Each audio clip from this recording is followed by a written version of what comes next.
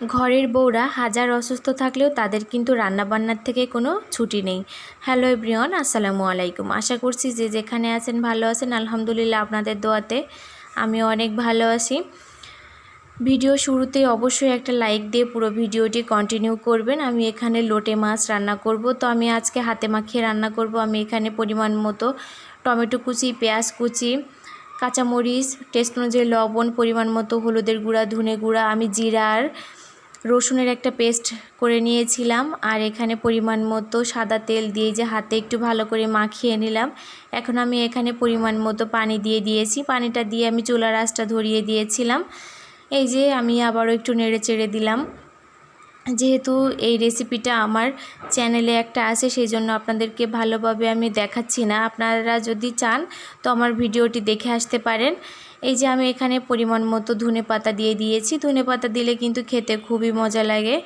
আমার রান্নাটা কিন্তু হয়ে গিয়েছে, আমি একটা পাত্রে নামিয়ে নিব। দেখেই কিন্তু বোঝা যাচ্ছে খেতে খুবই মজা হয়েছে।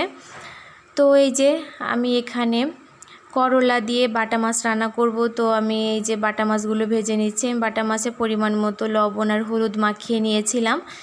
আমি এই যে মাছটা ভালো করে ভেজে নিয়েছি। মাছটা একটু কড়াইতে লেগে গিয়েছিল, তো যাই হোক আমি সেই তেলের ভেতরেই পরিমাণ মতো পেঁয়াজ কুচি এবং কাঁচামরিচ কুচি দিয়ে দিয়েছিলাম। এখন আমি এর ভেতরে রসুন আর জিরার একটা পেস্ট তৈরি করে রেখেছিলাম, সেটা দিয়ে দিয়েছি। এখন একটু পানি দিয়ে দিয়েছি। তারপরে আমি একে একে গুঁড়া মশলাগুলো দিয়ে দিয়েছিলাম। টেস্ট অনুযায়ী লবণ, পরিমাণ মতো হলুদের গুঁড়া, ধনে গুঁড়া, জিরে গুঁড়া দিয়ে আমি মশলাটা একটু কষিয়ে তারপরে এর ভেতরে করলা দিয়ে দিয়েছিলাম। আমি করলার ভেতরে ছোট একটা আলু দিয়ে দিয়েছিলাম। এখন আমি মশলার সঙ্গে করলাগুলো একটু ভালো করে ভেজে নিব। তো দেখতেই পাচ্ছেন আমি কিন্তু একটু সময় নিয়ে ভালো করে ভেজে নিচ্ছি। গত ভিডিওতে আমি আপনাদেরকে বলেছিলাম আমার সাবিত বাবু অনেক বেশি অসুস্থ, তো আপনারা অনেক বেশি দোয়া করেছেন। সাবিত বাবুকে দোয়া করার জন্য আপনাদের সকলকে অসংখ্য ধন্যবাদ। আমার ভয়েস শুনলে হয়তো আপনারা বুঝতে পারবেন আমার শরীরটাও কিন্তু অনেক বেশি খারাপ। আমার ভয়েস দিতে অনেক বেশি কষ্ট হচ্ছে, যেহেতু আমাদের এই পেজটা সকলেরই অনেক বেশি শখের।